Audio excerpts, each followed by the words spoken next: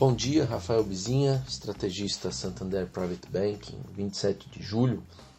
Na sexta-feira foi divulgado o IPCA 15, referente a julho, e embora ele tenha acelerado, a variação na comparação com junho, o número ficou abaixo das expectativas, mostrando que ainda você tem uma inflação bastante deprimida, embora entrando num processo aí de reaceleração, ela está acontecendo de forma muito tímida.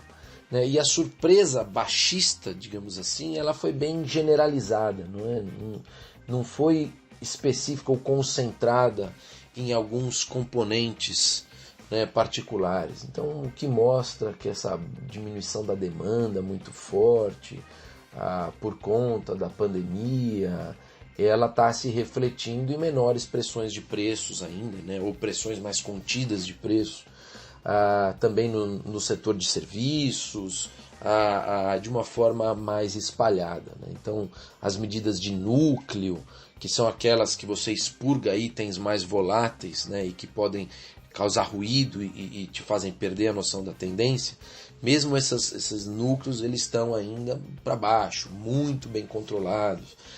Os componentes do setor de serviços, os segmentos de serviços dentro da inflação, também tudo muito controlado. Assim, isso demonstra que o Banco Central, se quiser baixar a Selic em mais 0,25 ponto percentual, ele teria justificativas para tanto.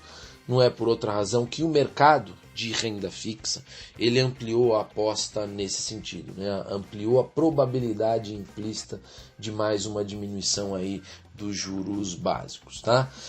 No campo político, no fim de semana não teve grandes novidades, assim, no noticiário o Bolsonaro até se posicionou protocolando ali uma ação no STF que pede reversão dos bloqueios que foram impostos aí nas contas de alguns apoiadores, nas redes sociais, no âmbito daquelas discussões de fake news e tudo mais. Só que ele fez isso sem nenhum tipo de espalhafato, foi de uma maneira até comedida, sem gerar polêmicas no campo político, atuou de maneira formal por meio dos processos aí, dos meios legais, vamos dizer assim, sem estimular grandes atritos, E isso, obviamente, quando ele faz isso, também é um aceno para a própria base, lembrando que nos últimos tempos ele vem sendo até acusado, de estar se afastando daquela base mais radical ideológica, então vez ou outra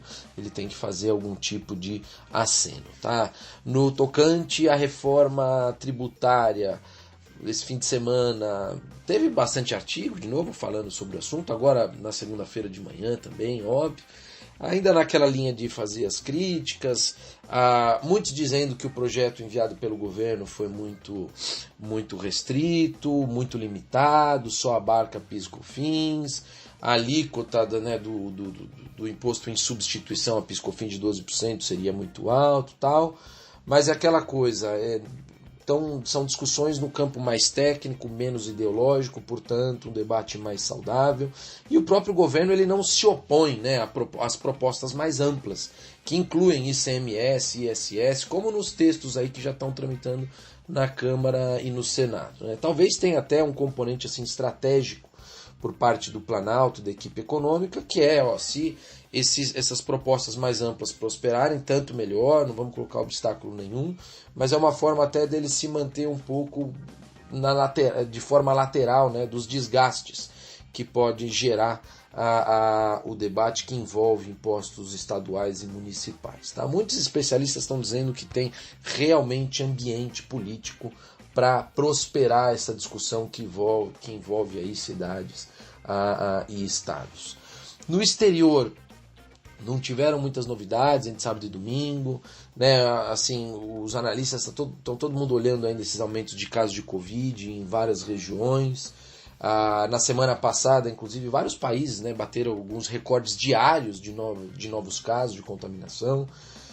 Isso inclui o próprio Brasil, mas assim, teve Índia, México, Austrália, Japão, Israel, os Estados Unidos, assim, são muitas regiões. Na Espanha você ainda está com um nível muito baixo, mas está ensaiando uma reaceleração por lá. Inclusive o Reino Unido colocou restrições à entrada de pessoas que vêm da Espanha. E isso causou uma certa repercussão negativa muito afora.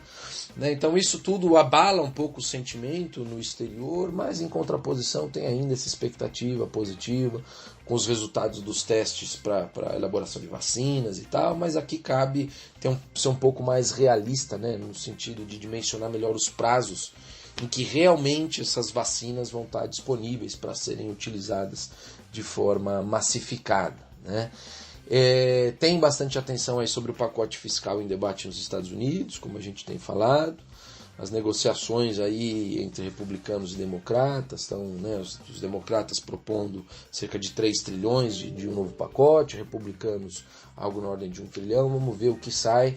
Parece que tem alguns impasses, então não deve ser resolvido essa semana, pode levar um pouquinho mais de tempo. Tá?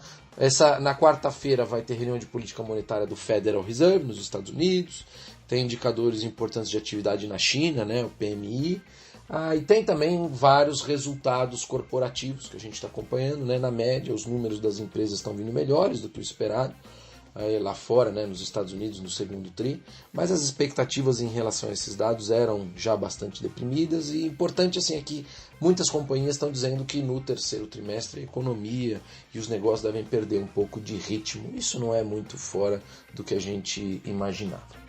Eu fico por aqui, bom dia a todos.